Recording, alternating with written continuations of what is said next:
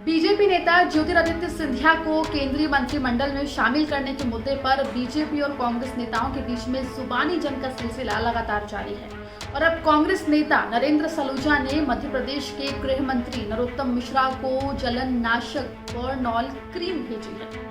आपको बता दें कि नरोत्तम मिश्रा का एक बयान हाल फिलहाल में सामने आया था, जिसमें उन्होंने कहा था कि ज्योतिरादित्य सिंधिया के नरेंद्र मोदी मंत्रिमंडल में शामिल होने से जो लोग जलन महसूस कर रहे हैं उन्हें बर्नॉल दी जानी चाहिए। और अब नरोत्तम मिश्रा के उसी बयान के जवाब में मध्य प्रदेश कांग्रेस प्रवक्ता नरेंद्र सलूजा ने गृह मंत्री नरोत्तम मिश्रा के लिए बर्नॉल भिजवाया है और इसके बारे में बाकायदा ट्वीट करते हुए जानकारी भी दी है। उन्होंने अपने ट्वीट में लिखा है कि कांग्रेस प्रदेश के गृह मंत्री नरोत्तम मिश्रा को 2 बर्नॉल भेजेगी, एक शिवराज जी की तरफ से उन्हें रोज मिल रही जलन से राहत के लिए, वही दूसरी कमलनाथ जी की तरफ से।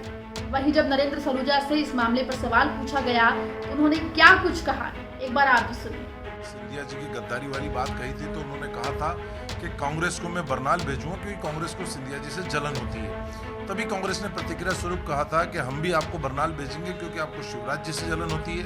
आपके और उनके बीच में कुर्सी का द्वंद्व चालू है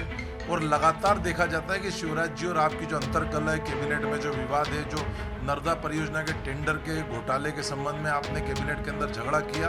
तो लगातार आपके और उनके बीच में अंतर्कलह सामने आ रहा है। आपको इंदौर का प्रभारी मंत्री तो बनाया गया, लेकिन शिवराज जी उसके पहले ही इंदौर पहुंच गए आपके जाने के पूर्व और पूरी दुकान लूट ली।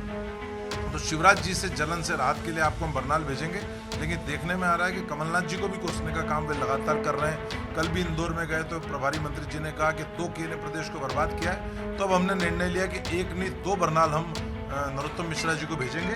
एक शिवराज जी से राहत के लिए, दूसरी कमलनाथ जी से जो जलन हो रही, जो कमलनाथ जी लगातार जनहितैषी काम कर रहे हैं उससे राहत के लिए।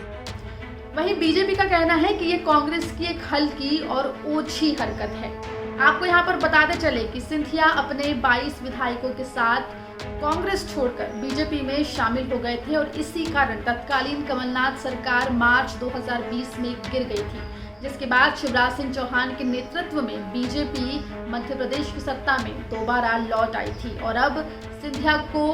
नरेंद्र मोदी कैबिनेट में शामिल किया गया है और उनको नागरिक उड्डयन मंत्रालय का भार भी सौंपा गया है, जिसके बाद से लगातार प्रदेश बीजेपी और कांग्रेस के बीच में